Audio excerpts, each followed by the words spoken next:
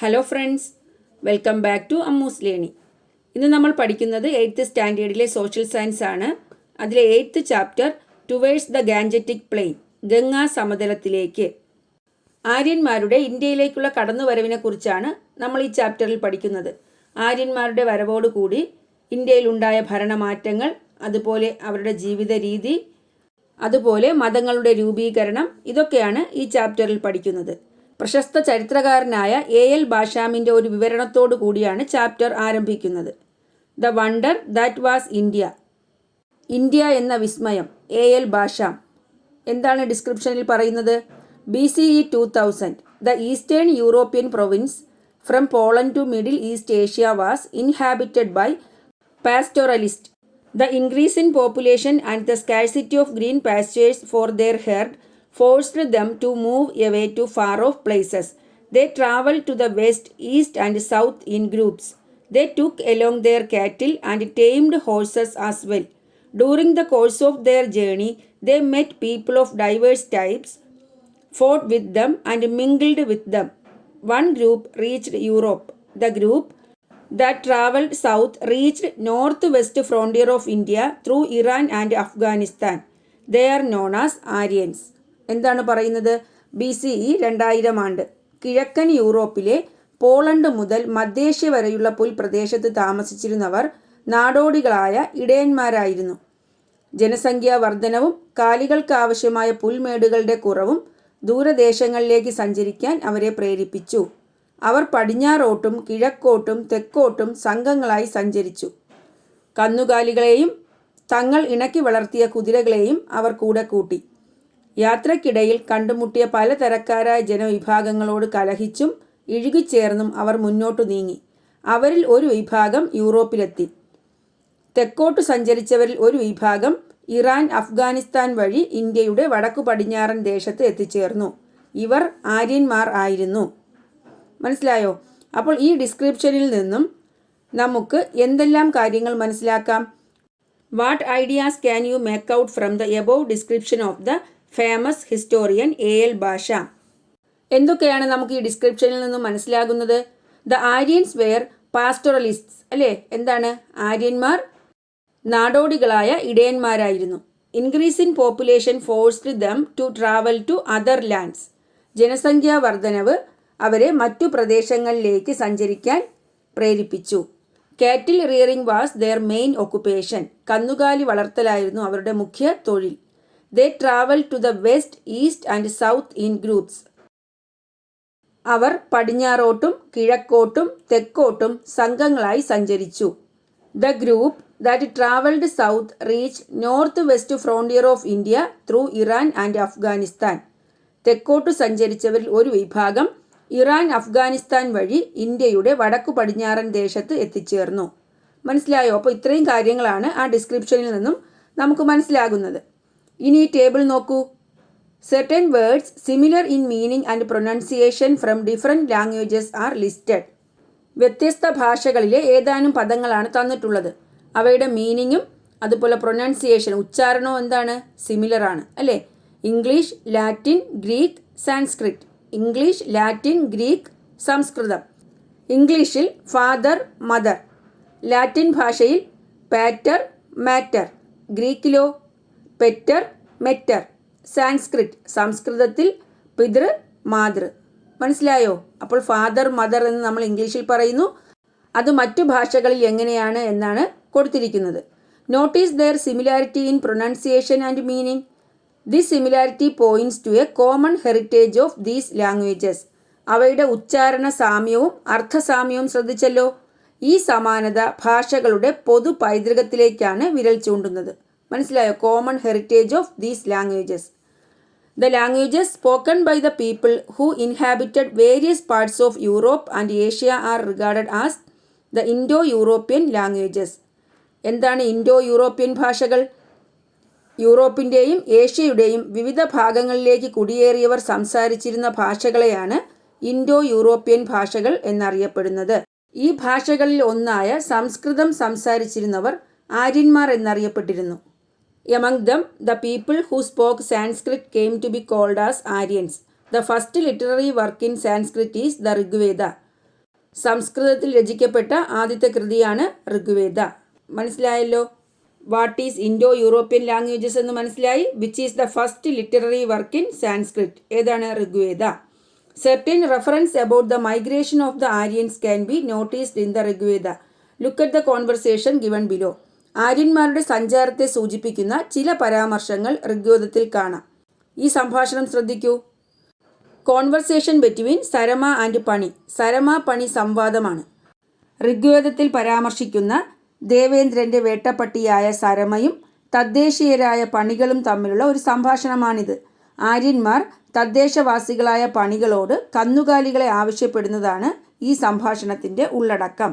This conversation taken from the Rigveda is between Sarama, the hound of lord Indra and the local inhabitants of the region. പണികൾ. The conversation is about the request placed by the Aryans to have possessions of the cattle reared by the people of the area. അപ്പോൾ conversation നോക്കാം. Sarama: Respected Pani, I am a messenger of Lord Indra. He has sent me to you. Pani: Sarama: For what purpose have you come here? How did you reach here? Sarama: I crossed the river to get here. You possess a lot of cows. I desire to take them away. Pani: How did you succeed in swimming across river Resa at night? Sarama: At first I was afraid to swim at night, but I am protected by the gods. So I was able to swim across the river Resa. എന്താണ് പറയുന്നത്? സരമ പറയുകയാണ്, പണി മുഖ്യരെ, ഇന്ദ്രൻ്റെ ദൂതികയാണ് ഞാൻ. അദ്ദേഹമാണ് എന്നെ നിങ്ങളുടെ അടുത്തേക്ക് അയച്ചത്. പണികൾ: സരമ, എന്തുദ്ദേശത്തോടെയാണ് നീ ഇവിടെ വന്നിരിക്കുന്നത്? എങ്ങനെയാണ് ഇവിടെ എത്തിയത്? സരമ: ഞാൻ നദി കടന്നാണ് ഇവിടെ എത്തിയത്. നിങ്ങളുടെ കൈവശം ധാരാളം പശുക്കളുണ്ട്. അവയെ പിടിച്ചെടുക്കുക എന്നതാണ് എൻ്റെ ആഗ്രഹം. പണികൾ: രാത്രിയിൽ രസനദി നീന്തിക്കയറാൻ നിനക്ക് എങ്ങനെ കഴിഞ്ഞു? സരമ: നദി കടക്കാൻ ആദ്യം എനിക്ക് ഭയമായിരുന്നു. എന്നാൽ ദേവകളാൽ സംരക്ഷിക്കപ്പെടുന്നവളാണ് ഞാൻ. അതിനാൽ രസനദി നീന്തിക്കടക്കാൻ എനിക്ക് കഴിഞ്ഞു. അപ്പോൾ ഈ കോൺവെർസേഷൻ മനസ്സിലായല്ലോ. ആര്യന്മാരുടെ സഞ്ചാരത്തെ സൂചിപ്പിക്കുന്ന ചില പരാമർശങ്ങളാണ് ഇതിൽ നിന്ന് നമുക്ക് മനസ്സിലായത്. ഇനി ആര്യന്മാരുടെ ഇന്ത്യയിലേക്കുള്ള വരവിനെക്കുറിച്ച് പഠിക്കാം. About 3,500 years ago, Aryans arrived at the Sapta Sindhu region in the northwestern part of India. What assisted them most in their journey were the horses and the chariots pulled by the horses. The horse skeletons and the remnants of the chariots in the paths traveled by the Aryans are evidences for their arrival. ഏകദേശം 3500 വർഷം മുമ്പ് ആര്യന്മാർ ഇന്ത്യയുടെ വടക്ക് പടിഞ്ഞാറ് സപ്ത സൈന്ധവ പ്രദേശത്ത് എത്തിച്ചേർന്നു. മനസ്സിലായോ? ഇന്ത്യയുടെ വടക്കു പടിഞ്ഞാറ് സപ്ത സൈന്ധവ പ്രദേശം, സപ്ത സിന്ധു റീജിയൻ. ഇതിന് അവരെ സഹായിച്ചത് കുതിരകളും കുതിരകളെ കെട്ടിയ രഥങ്ങളുമായിരുന്നു, അല്ലേ? Horses and the chariots pulled by the horses. അവരുടെ സഞ്ചാരപാതയിൽ നിന്ന് കണ്ടെത്തിയ കുതിരകളുടെ എല്ലുകളും രഥങ്ങളുടെ അവശിഷ്ടങ്ങളും ഇതിന് തെളിവാണ്. അപ്പോൾ ഇന്ത്യയിലെ സപ്ത സിന്ധു റീജിയണിൽ ആര്യന്മാർ എത്തിച്ചേർന്നതിന് തെളിവെന്താണ്? The horse skeletons and the remnants of the chariots in the paths travelled by the Aryans are evidences for their arrival. അല്ലേ? അവരുടെ സഞ്ചാരപാതയിൽ നിന്ന് കണ്ടെത്തിയ കുതിരകളുടെ എല്ലുകളും രഥങ്ങളുടെ അവശിഷ്ടങ്ങളും. ഇനി സപ്ത സിന്ധു റീജിയൺ, സപ്ത സൈന്ധവ പ്രദേശം എന്ന് വെച്ചാൽ എന്താണ്?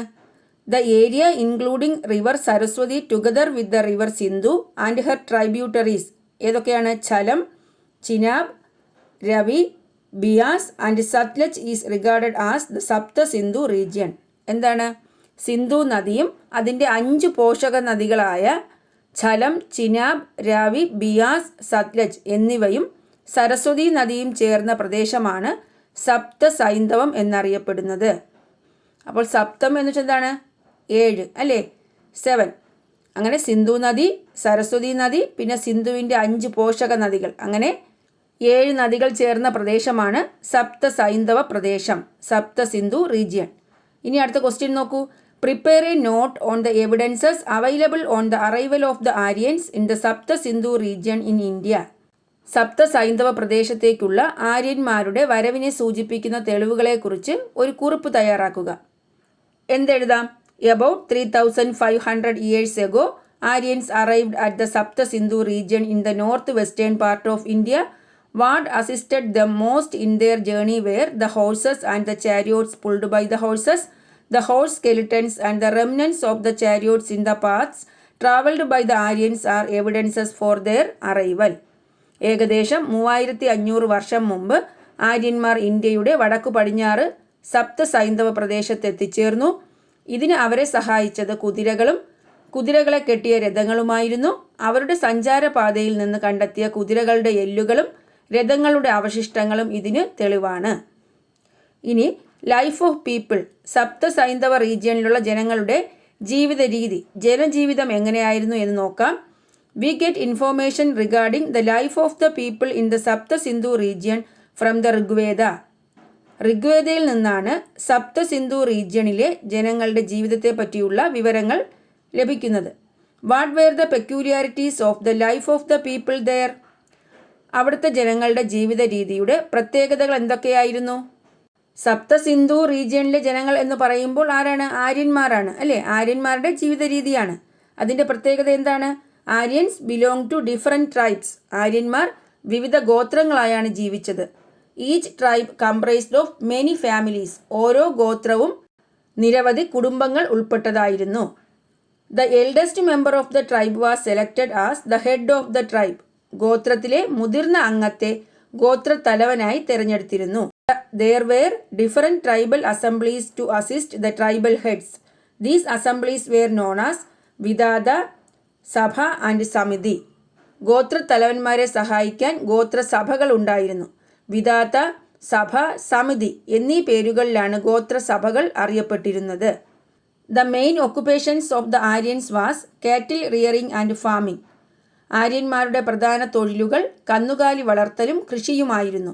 They fought battles for pastoral grounds and cattle. കന്നുകാലികൾക്കും മേച്ചിൽ പുറങ്ങൾക്കും വേണ്ടി യുദ്ധങ്ങൾ നടത്തിയിരുന്നു. അപ്പോൾ എന്താണ് അവരുടെ പ്രത്യേകത? വിവിധ ഗോത്രങ്ങളായി ജീവിച്ചു. ഒരു ഗോത്രത്തിൽ തന്നെ നിരവധി കുടുംബങ്ങളുണ്ടായിരുന്നു.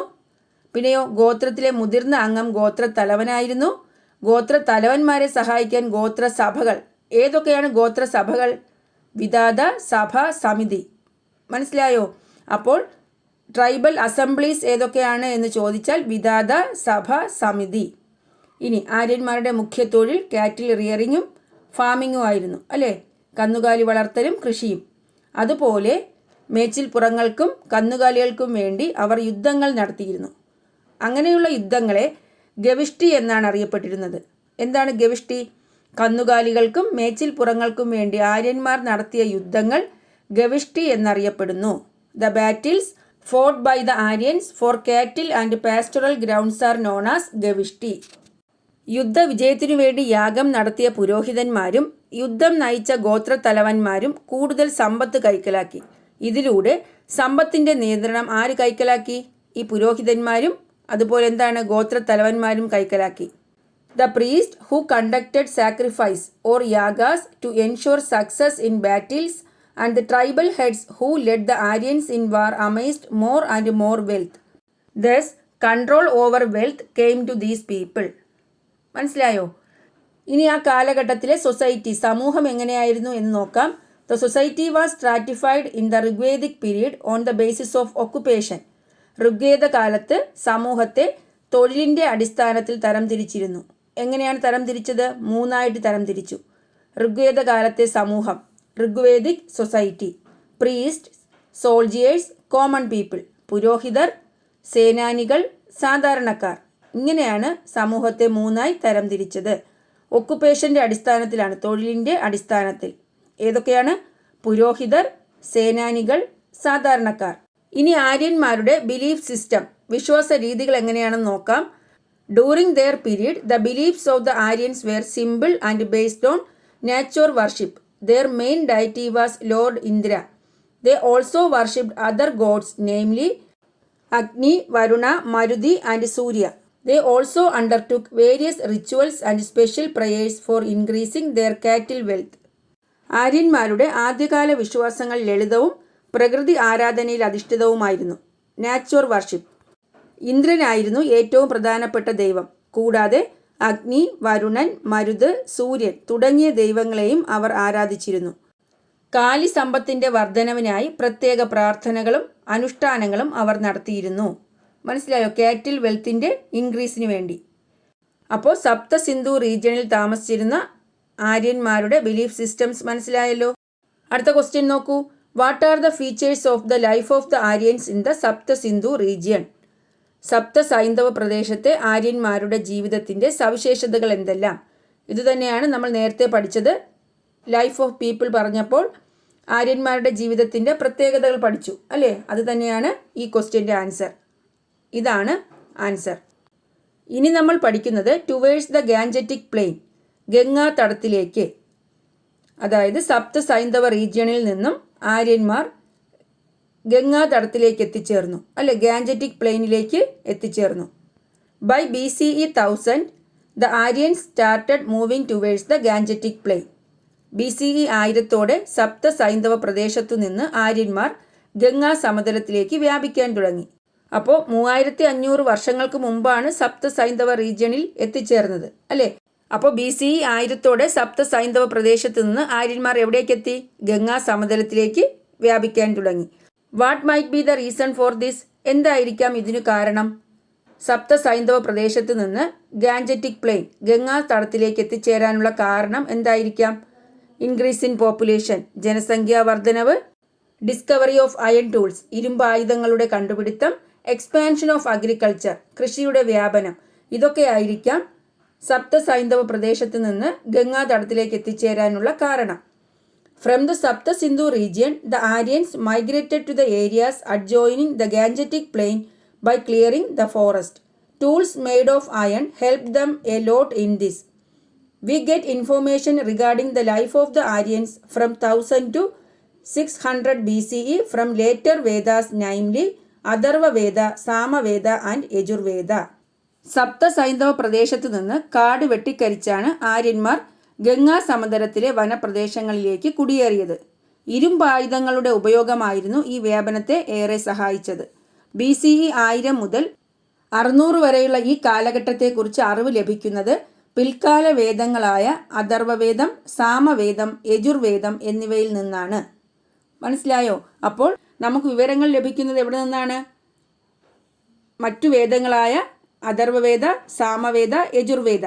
ഋഗ്വേദത്തിൽ നിന്നാണ് സപ്ത സൈന്ധവ പ്രദേശത്തിലെ ജനങ്ങളെക്കുറിച്ചുള്ള അറിവ് ലഭിച്ചത് അല്ലേ? അപ്പോൾ ഇവിടെ മറ്റു വേദങ്ങളായ അഥർവവേദ, സാമവേദ, യജുർവേദ എന്നിവയിൽ നിന്നാണ് നമുക്ക് ഇവരെ പറ്റിയുള്ള വിവരങ്ങൾ ലഭിക്കുന്നത്.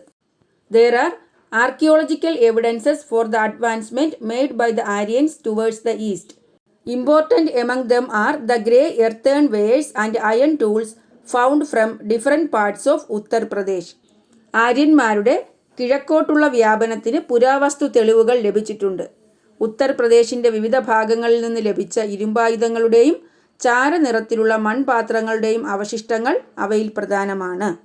അപ്പോൾ ആര്യന്മാരുടെ കിഴക്കോട്ടുള്ള വ്യാപനത്തിനുള്ള തെളിവാണ് ഉത്തർപ്രദേശിൽ നിന്ന് ലഭിച്ച എന്താണ്? ഗ്രേ എർത്തേൺവെയേഴ്സ്, അതുപോലെ അയൺ ടൂൾസ്. മനസ്സിലായോ? ഇതാ നോക്കൂ, remains of painted grey wares, ചായം തേച്ച ചാരനിറത്തിലുള്ള പാത്രങ്ങളുടെ ഭാഗങ്ങൾ. അതുപോലെ എക്യുപ്മെൻറ്റ്സ് മെയ്ഡ് ഓഫ് അയൺ, ഇരുമ്പുപകരണങ്ങൾ. ഉത്തർപ്രദേശിൻ്റെ പടിഞ്ഞാറ് ഭാഗത്തുള്ള അത്രാജ്ഞിഖേഡ, രാജസ്ഥാനിലെ ജോധ്പുര, ഹരിയാനയിലെ ഭഗവൻപുര എന്നിവിടങ്ങളിൽ നിന്നാണ് ഗംഗാ സമതലത്തിലെ ജനങ്ങൾ ഉപയോഗിച്ച ഇരുമ്പായുധങ്ങളുടെ അവശിഷ്ടങ്ങൾ പ്രധാനമായും ലഭിച്ചത്. മനസ്സിലായോ? Equipments made of iron. എവിടെതാണ്? Historians have discovered remains of iron implements used by people in the Gangetic plain, especially from Atranjikhera in the western part of Uttar Pradesh, Jodhpur in Rajasthan and Bhagwanpur in Haryana. മനസ്സിലായോ? അടുത്ത ക്വസ്റ്റ്യൻ നോക്കൂ. Discuss the evidences available on the eastward expansion of the Aryans. ആര്യന്മാരുടെ കിഴക്കോട്ടുള്ള വ്യാപനത്തെക്കുറിച്ച് വിവരം തരുന്ന തെളിവുകൾ ചർച്ച ചെയ്യുക. എവിടെ നിന്നാണ് വിവരം കിട്ടുന്നത്? We get information regarding the life of the Aryans from 1000 to 600 BCE from later Vedas, namely Atharva Veda, Sama Veda and Yajurveda. There are archaeological evidences for their advancement made by the Aryans towards the east. Important among them are the grey earthenwares and iron tools found from different parts of Uttar Pradesh.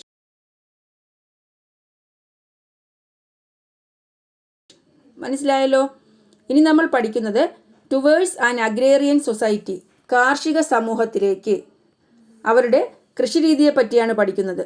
The Aryans who reach the Gangetic plain cleared the forest using iron implements.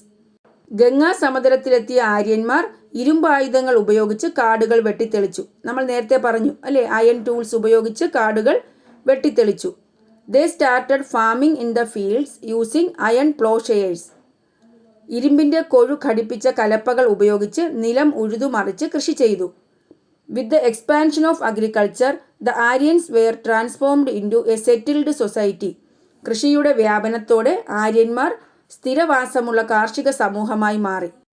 അപ്പോൾ ആര്യന്മാരുടെ ഇരുമ്പിൻ്റെ കണ്ടുപിടുത്തം കൃഷിയിലോട്ട് നയിച്ചു, കൃഷി അവരെ സ്ഥിരതാമസത്തിലേക്ക് നയിച്ചു അല്ലെ, settled ലൈഫിലോട്ട് നയിച്ചു. വേറെ എന്തൊക്കെ മാറ്റങ്ങളാണ് ഉണ്ടായത്? The place where the nomadic people started to settle permanently came to be known as Janapada. നാടോടികളായ ജനങ്ങൾ സ്ഥിരതാമസമാക്കിയ പ്രദേശം ജനപദം എന്നറിയപ്പെട്ടു. The head of the tribe became the king. ഗോത്രത്തലവൻ രാജാവായി മാറി. Kingship became hereditary. രാജഭരണം പരമ്പരാഗതമായിരുന്നു. The importance of the assemblies of each tribe diminished. ഗോത്രസഭകളുടെ പ്രാധാന്യം നഷ്ടപ്പെട്ടു. The farmers started the system of giving a part of their yield as tax to the king in return for protecting agricultural land. It was known as bali and ഭാഗ. എന്തൊക്കെ മാറ്റങ്ങളാണ് വന്നത്? നാടോടികളായ ജനങ്ങൾ സ്ഥിരതാമസമാക്കിയ പ്രദേശം ജനപദം എന്നറിയപ്പെട്ടു അല്ലേ. നേരത്തെ എന്താണ്? ഗോത്രം എന്നായിരുന്നു അറിയപ്പെട്ടിരുന്നത്. ഇപ്പോൾ എന്താണ്? ആ നാടോടികളായ ജനങ്ങൾ സ്ഥിരതാമസമാക്കിയ പ്രദേശം ജനപദം എന്നാണ് അറിയപ്പെട്ടത്. ഗോത്രത്തലവൻ രാജാവായി മാറി. നേരത്തെ ഗോത്രത്തലവന്മാരായിരുന്നു അല്ലേ, ഇപ്പോൾ ഗോത്രത്തലവൻ ആരായി? രാജാവായി മാറി. ട്രൈബൽ അസംബ്ലീസ് ഉണ്ടായിരുന്നു നേരത്തെ അല്ലേ, ഗോത്രസഭകൾ. ഇവിടെ ഗോത്രസഭകളുടെ പ്രാധാന്യം നഷ്ടപ്പെട്ടു അല്ലേ. അതുപോലെ കർഷകർ അവരുടെ കൃഷിഭൂമി സംരക്ഷിക്കുന്നതിന് പകരമായി രാജാവിന് ഉൽപ്പാദനത്തിൻ്റെ ഒരു പങ്ക് നികുതിയായി നൽകുന്ന രീതി നടപ്പിൽ വന്നു. ഇതിനെ ബലി, ഭാഗ എന്നീ പേരുകളിലാണ് അറിയപ്പെട്ടത്. എന്താണ് bali and bhaga? The farmers started the system of giving a part of their yield as tax to the king in return for protecting agricultural land. It was known as bali and bhaga. മനസ്സിലായോ? അപ്പോൾ the use of iron brought many changes in the life of the Aryans. Analyse. ഇരുമ്പിൻ്റെ ഉപയോഗം ആര്യന്മാരുടെ ജീവിതത്തിൽ ഉണ്ടാക്കിയ മാറ്റങ്ങൾ വിശകലനം ചെയ്യുക. എന്തൊക്കെ പറയാം? The Aryans who reached the Gangetic plain cleared the forest using iron implements. They started farming in the fields using iron ploughshares. With the expansion of agriculture the Aryans were transformed into a settled society. The place where the nomadic people started to settle permanently came to be known as Janapada. The head of the tribe became the king. Kingship became hereditary. മനസ്സിലായല്ലോ? അപ്പോൾ ഇതൊക്കെയാണ് അയണിൻ്റെ ഉപയോഗത്തോടു കൂടി അവരുടെ ജീവിതത്തിലുണ്ടായ മാറ്റങ്ങൾ. ഇനി Gangetic പ്ലെയിനിലെ സമൂഹം എങ്ങനെയാണെന്ന് നോക്കാം. Society in the Gangetic plain. Ganga സമതലത്തിലെ സമൂഹം. The society was stratified into 4 divisions അല്ലേ. സമൂഹം 4 വിഭാഗങ്ങളായി വിഭജിക്കപ്പെട്ടു. ഏതൊക്കെയാണ്? ബ്രാഹ്മണാസ്, ക്ഷത്രിയാസ്, വൈശ്യാസ് ആൻഡ് ശൂദ്രാസ് അല്ലേ. ബ്രാഹ്മണർ, ക്ഷത്രിയർ, വൈശ്യർ, ശൂദ്രർ. ഈ ഓരോ വിഭാഗത്തിലും ആരൊക്കെയാണ് വരുന്നത്? ബ്രാഹ്മണാസ്, അതിൽ പ്രീസ്റ്റാണ്, പുരോഹിതർ. ക്ഷത്രിയാസ്, അതിൽ വരുന്നത് റൂളേഴ്സ്, അതുപോലെ മിലിറ്ററി ഒഫീഷ്യൽസ്, ഭരണാധികാരികൾ, സേനാനികൾ. വൈശ്യാസ്, ട്രേഡ്, അഗ്രികൾച്ചർ, കാറ്റിൽ റിയറിംഗ്, കച്ചവടം, കൃഷി, കന്നുകാലി വളർത്തൽ. അടുത്ത ശൂദ്രാസ്, അതിൽ വരുന്നത് സെർവിങ്, ഹയർ വർണാസ് അല്ലെ, ദാസ്യവൃത്തി. മറ്റുള്ള വിഭാഗക്കാരെ സെർവ് ചെയ്യുന്ന പീപ്പിളാണ്, സഹായിക്കുന്നവർ. അതാണ് ശൂദ്രാസിൽ വരുന്നത്. അപ്പോൾ ഗംഗാ സമതലത്തിലെ ജനങ്ങളെ 4ആയി തരംതിരിച്ചു. ആരൊക്കെയാണ്? ബ്രാഹ്മണാസ്, ക്ഷത്രിയാസ്, വൈശ്യാസ് ആൻഡ് ശൂദ്രാസ്. അടുത്ത ക്വസ്റ്റ്യൻ നോക്കൂ. Compare the society of the Aryans in the Sapta Sindhu region and in the Gangetic plain. സപ്ത സൈന്ധവ പ്രദേശത്തെയും ഗംഗാ സമതലത്തിലെയും ജനസമൂഹങ്ങളെ താരതമ്യം ചെയ്യുക. നമുക്കറിയാം അല്ലേ, in the Sapta Sindhu region the society was stratified into 3 according to occupation. സപ്ത സൈന്ധവ പ്രദേശത്തെ സമൂഹത്തെ ആയി തരംതിരിച്ചു. ഏതൊക്കെയാണ്? Priest, soldiers and common people. പുരോഹിതർ, സേനാനികൾ, സാധാരണ ജനങ്ങൾ. But in the Gangetic plain the society is stratified into 4 divisions. They are Brahmanas, Kshatriyas, Vaishyas and Shudras. എന്നാൽ ഗംഗാ സമതലത്തിലെ സമൂഹത്തെ 4ആയി വിഭജിക്കപ്പെട്ടു. അവയാണ് ബ്രാഹ്മണർ, ക്ഷത്രിയർ, വൈശ്യർ, ശൂദ്രർ. മനസ്സിലായല്ലോ. ഇനി ഈ ഗാൻജറ്റിക് പ്ലെയിനിലെ ആര്യന്മാരുടെ വിശ്വാസ രീതി നോക്കാം. Great changes occurred in belief and customs during this period. Lord Indra and Agni lost their prominence. The gods like Prajapati and Vishnu became more and more important. Simple rituals and practices gave way to complicated and complex ways of worship. Means of worship and religious practices, including the sacrifice of animals, became costly. The priest became more powerful. എന്താണ് വിശ്വാസ രീതികൾ? വിശ്വാസങ്ങൾക്കും ആചാരങ്ങൾക്കും ഈ കാലഘട്ടത്തിൽ വലിയ മാറ്റങ്ങളുണ്ടായി. ഋഗ്വേദകാലത്തെ പ്രധാന ദൈവങ്ങളായ ഇന്ദ്രനും അഗ്നിക്കും പ്രാധാന്യം നഷ്ടപ്പെടുകയും പ്രജാപതി, വിഷ്ണു എന്നിവരുടെ പ്രാധാന്യം വർദ്ധിക്കുകയും ചെയ്തു. ലളിതമായ ആചാരങ്ങൾക്കും അനുഷ്ഠാനങ്ങൾക്കും പകരം സങ്കീർണമായ പല ആരാധനാ രീതികളും നിലവിൽ വന്നു. മൃഗബലി അടക്കമുള്ള ആചാരങ്ങൾ ചെലവേറിയതായി മാറി. പുരോഹിതർ കൂടുതൽ ശക്തരായി. അപ്പോൾ ഗംഗാ സമതലത്തിലെ ജനങ്ങളുടെ വിശ്വാസ രീതി സപ്ത സൈന്ധവ പ്രദേശത്തിലെ ജനങ്ങളുടെ വിശ്വാസ രീതിയുമായി എങ്ങനെയാണ് വ്യത്യാസപ്പെട്ടിരിക്കുന്നത്? അവിടെ സിമ്പിൾ ആൻഡ് നാച്ചുറൽ വർഷിപ്പായിരുന്നു, അല്ലെ, ലളിതമായ പ്രകൃതി ആരാധനയായിരുന്നു. ഇവിടെയോ complex and complicated ways of worship, അല്ലെ, സങ്കീർണമായ ആരാധനാ രീതികളാണ്. സപ്ത സൈന്ധവ പ്രദേശത്ത് ദൈവങ്ങളായ ഇന്ദ്രനും അഗ്നിക്കുമായിരുന്നു പ്രാധാന്യം, അല്ലെ. ഇവിടെ പ്രജാപതി, വിഷ്ണു എന്നിവർക്കാണ് പ്രാധാന്യം. പിന്നെയോ മൃഗബലി അടക്കമുള്ള ആചാരങ്ങൾ ചെലവേറിയതായി മാറി. പുരോഹിതർ കൂടുതൽ ശക്തരായി. അപ്പോൾ വിശ്വാസ രീതി മനസ്സിലായല്ലോ. ഇവിടെ മഴ തുടങ്ങി. അപ്പോൾ ഈ ഒരു ക്വസ്റ്റ്യനും കൂടി പറഞ്ഞിട്ട് ക്ലാസ് നിർത്താം. ഇതാ നോക്കൂ. Examine the changes in the life of the Aryans when they migrated from the Sapta Sindhu region to the Gangetic plain. Complete the table given below accordingly. സപ്ത സൈന്ധവ പ്രദേശത്ത് നിന്ന് ഗംഗാ സമതലത്തിലെത്തിയപ്പോൾ ആര്യന്മാരുടെ ജീവിതത്തിലുണ്ടായ മാറ്റങ്ങൾ എന്തെല്ലാമാണെന്ന് പരിശോധിച്ച് താഴെ കൊടുത്തിട്ടുള്ള പട്ടിക പൂർത്തിയാക്കുക. നമുക്ക് നോക്കാം. Sapta Sindhu region, Gangetic plain. സപ്ത സൈന്ധവ പ്രദേശം, ഗംഗാ സമതലം. The main occupation was rearing the cattle. Gangetic പ്ലെയിനിലോ the main occupations were agriculture and cattle rearing, അല്ലേ. കന്നുകാലി വളർത്തലും കൃഷിയുമായിരുന്നു മുഖ്യ തൊഴിൽ. സപ്തസിന്ധു റീജിയണിൽ വിദാത, സഭ, സമിതി ഇങ്ങനെയായിരുന്നു ഗോത്രസഭകൾ, അല്ലേ, ട്രൈബൽ അസംബ്ലീസ്. എന്നാൽ ഗാൻജറ്റിക് പ്ലെയിനിൽ കിങ്ങിനാണ് പ്രാധാന്യം. ഗോത്രസഭകളുടെ പ്രാധാന്യം നഷ്ടപ്പെട്ടു. അപ്പോൾ കിങ് ആണ്. The society was stratified into 3. അവിടെയോ the society was stratified into 4. ഏതൊക്കെയാണ്? King, priest, common man. ഇവിടെ എന്താണ്? Brahmanas, Kshatriyas, Vaishyas and Shudras. Simple beliefs and practices. ലളിതമായ വിശ്വാസ രീതിയാണ്. ഇവിടെയോ complicated and complex practices and beliefs, അല്ലേ, സങ്കീർണമായ വിശ്വാസങ്ങളും ആചാര രീതികളുമായിരുന്നു. സപ്തസിന്ധു റീജിയണിൽ ഗോത്രങ്ങളായാണ് അറിയപ്പെട്ടിരുന്നത്, അല്ലേ, ട്രൈബ്.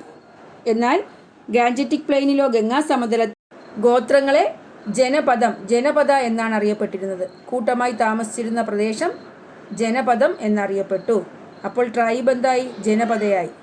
അപ്പോൾ ഈ ക്ലാസ് നിങ്ങൾക്ക് മനസ്സിലായല്ലോ. നമ്മൾ പഠിച്ചത് സപ്ത സൈന്ധവ പ്രദേശത്തെത്തിയ ആര്യന്മാർ പിന്നീട് ഗാൻജറ്റിക് പ്ലെയിനിലെത്തി, അല്ലേ, അവിടെ കൃഷി ആരംഭിച്ച് സ്ഥിരതാമസം ആരംഭിച്ചു. അപ്പോൾ അവരുടെ വിശ്വാസ രീതി പഠിച്ചു, അവരുടെ സമൂഹത്തെക്കുറിച്ച് പഠിച്ചു. പിന്നെന്താണ്? 2 റീജിയണിലെയും ജനങ്ങളുടെ ജീവിതത്തെ കമ്പയർ ചെയ്തു, അല്ലേ. അപ്പോൾ നിങ്ങൾക്ക് ഈ ക്ലാസ് ഇഷ്ടപ്പെട്ടു എങ്കിൽ നിങ്ങൾ എൻ്റെ ചാനൽ സബ്സ്ക്രൈബ് ചെയ്യുക, നിങ്ങളുടെ ഫ്രണ്ട്സിനൊക്കെ ഷെയർ ചെയ്യുക. Thanks for watching Ammu's learning.